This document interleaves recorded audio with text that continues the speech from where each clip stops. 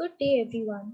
Cryptocurrency is very popular these days, and this presentation right here is for us to know what the status of cryptocurrency is in India and to understand it with respect to the International and Mobile Association of India versus Reserve Bank of India judgment of 2020.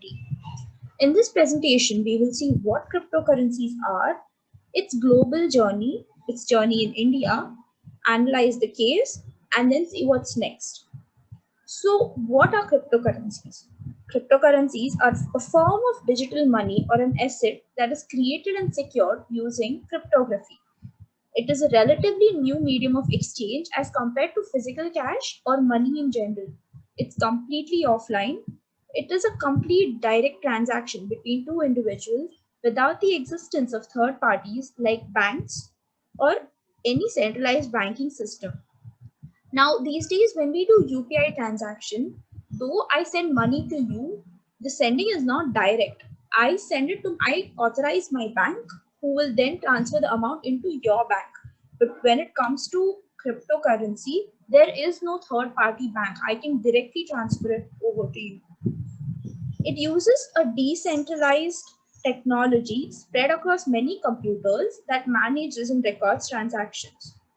They're stored in hard disks, online wallets, or in electronic devices in general. So basically, it's like a token or a coupon code. We buy it for a certain amount and then we use that to buy something else, or we hold on to it hoping that the price increases and we sell it at a profit. So as of 2020 April, there were 5,392 cryptocurrencies all over the world. Examples for them include Bitcoin, Ethereum, Litecoin, Tezos, etc.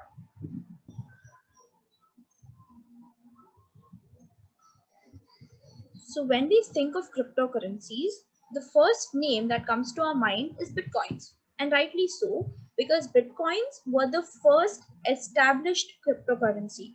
This was established in the year 2008, but how it came into existence is actually quite mysterious. According to Forbes magazine, in 2008, a paper called Bitcoin, a peer-to-peer electronic cash system, was posted by someone called Satoshi Nakamoto, which could also be a pseudonym because the real identity is still unknown. In the very next year, in 2009, Bitcoin was made available to public. Here, there was no buying or selling of it, but rather people could mine them online, and all of these transactions were being recorded in a blockchain, which is a decentralized portal. Since it was only mined and not really traded, there was no assigned value to it.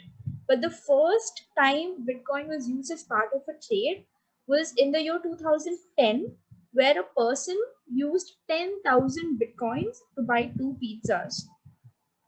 But soon, Bitcoin gained popularity and rival cryptocurrencies, many alternative ones rather, which we now refer to as altcoins, such as Litecoin and Namecoin, came into existence. But due to its anonymity and lack of regulations, scams soon started originating. And one such scam was in the year 2014, where the world's largest Bitcoin exchange by the name of Mt. Gox suddenly went offline, and owners of about 850,000 Bitcoins never saw their Bitcoins again. The investigation for this particular scam are still underway. But again, it was very popular. There was a lot of ease of transaction, anonymity, lack of charges, high value, etc. associated with Bitcoin or cryptocurrencies in general. And more money started flowing into cryptocurrencies. And today, the value of one Bitcoin is worth $19,055.83, which converts into a whopping 14,06,128 rupees. That is the value of one Bitcoin. But there's a lot of globally, so some countries have now made cryptocurrency legal. Those countries, for example, are USA, Japan, Canada, Australia, and Estonia.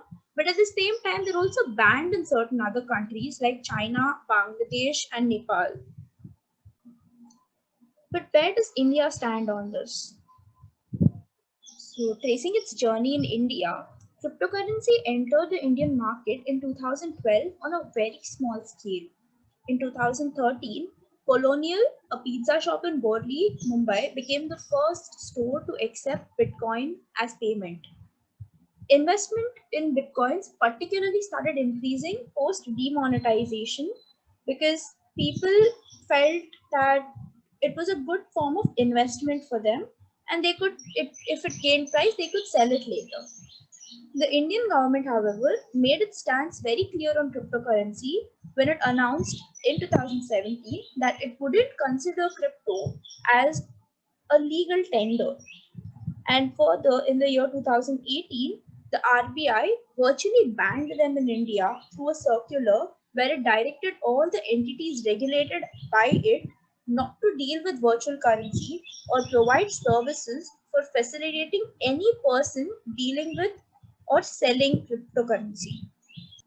This particular circular was the basis for a writ petition that was filed by the Internet and Mobile Association of India, a specialized industry body which represents interests of online and digital services in India. So now we will move on to analyzing the case.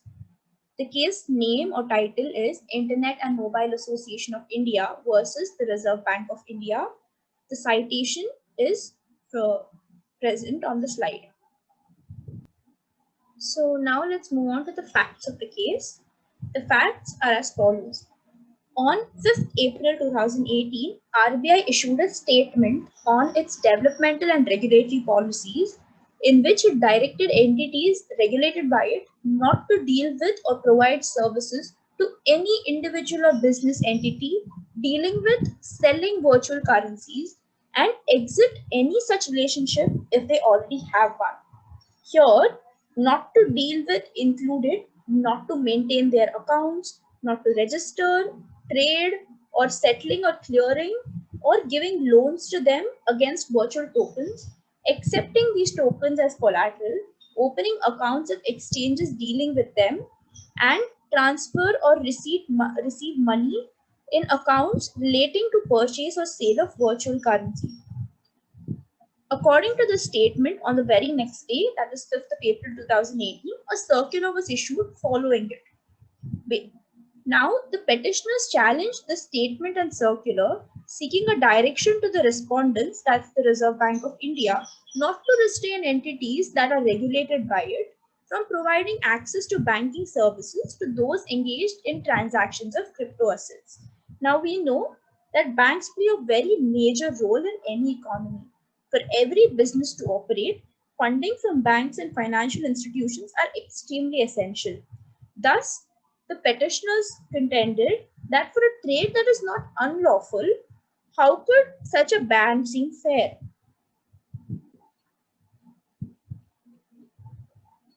The major issues that were raised in this case was firstly whether RBI has the power to prohibit trading of virtual currencies through a virtual currency exchange, since virtual currencies are not really legal tender.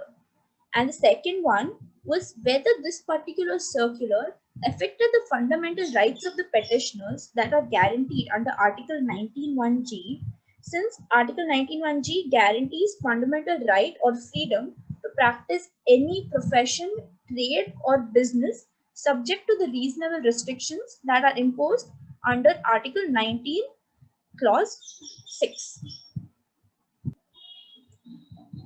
The first issue raised regarding RBI's authority was thoroughly discussed by splitting it into two questions. Firstly, what is the role assigned to RBI as a central bank? What are its powers? And the second question that was raised was the nature of virtual currencies. So, for the first question, it was analyzed by tracing the historical role of RBI and understanding them with reference to the Reserve Bank of India Act of 1934, the Banking Regulation Act of 1949, and Payment and Settlement Systems Act 2007. After analyzing all of these acts and finding out the roles and responsibilities of Reserve Bank of India, it was concluded that as lender of the last resort and a regulatory authority, RBI has the power to issue directions to agencies where it observes a systematic risk because of the payment system in public interest. So RBI could issue directions where it felt that the people's money was at stake, and hence they have the authority to regulate it. Secondly, as to the nature of virtual currency, four basic characteristics were assigned to virtual currencies. Firstly, they are digital in nature. Secondly, they are private. Thirdly, they operate globally. And fourth, run on an autonomous and decentralized algorithm. The petitioners claim that virtual currency is not legal tender on money, but it's merely a good or a tradable commodity, and hence it is outside the regulatory scope of RBI. The respondents, while agreeing that virtual currencies are not legal tenders, they said they are capable of being used as a medium of exchange. So, after analyzing the definition of virtual currency by various regulators such as the International Monetary Fund, European Central Bank, etc., and the statutory definitions assigned to virtual currency by various countries, it was concluded that though virtual currencies are not legal tenders, they constitute digital representation of value, and they are capable of functioning as a medium of exchange, B, a unit of storage, or C, a store of value. And since and because of this, RBI can make rules regarding it. As for the second issue, the petitioners contended that the impugned circular violated their fundamental right to practice their trade. The opposition, in their counter affidavit, contended that there is no fundamental right to practice, purchase, sell, transact, or invest in virtual currencies. For this, the court observed that there are three groups of people that are affected by the circular. Firstly, those who buy it just as a hobby, or rather, the hobbyists. The second group would be the people who trade in it as an occupation. And the third group are those who run online platforms. For this first group of hobbyists, the Supreme Court held that they have no claim under 19(1)(g) because 19(1)(g) only protects freedom to practice any trade, profession, or occupation and not a hobby. As for the second group of traders, their trade was at stake, yes, so 19(1)(g) applied to them. But the Supreme Court also said that this particular circular does not affect them since the circular doesn't completely shut down the trade or prohibit exchange of virtual currencies. These people could still trade as crypto to crypto pairs or use it in places which accept them in India or abroad, meaning they could still use it as a medium of exchange, and that circular did not really affect them completely. And the third group are those who run online platforms. The Supreme Court of India observed that this particular group is the one that is mostly affected by the circular, since their entire trade or occupation of running these platforms will come at stake.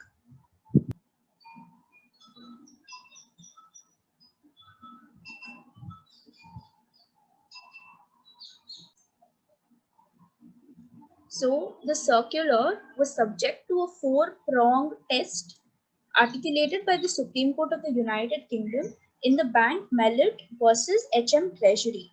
So these were the four things that the circular was compared against.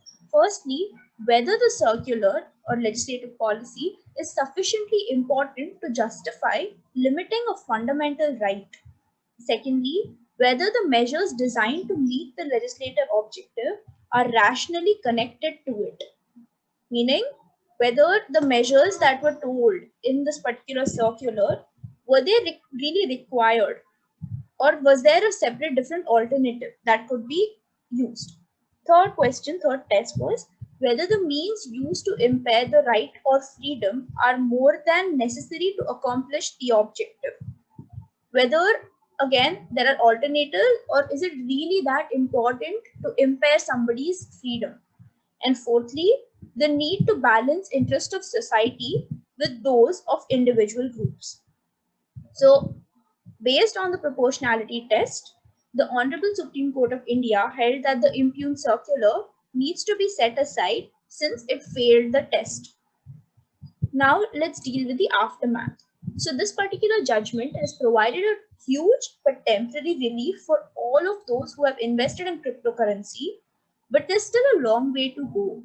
One of the reasons that the RBI passed such an order because there's a lack of regulators in the market for regulating transactions in virtual currency. And so rather than banning them as a whole, that the government needs to set a proper regulatory authority and make it legal completely. However, currently there's a proposed bill by the name of Banning of Cryptocurrency and Regulation of Official Digital Currency Bill 2019, which is yet to be discussed by the Parliament. So we'll only know more of the future once this bill is discussed in the Parliament. Thank you.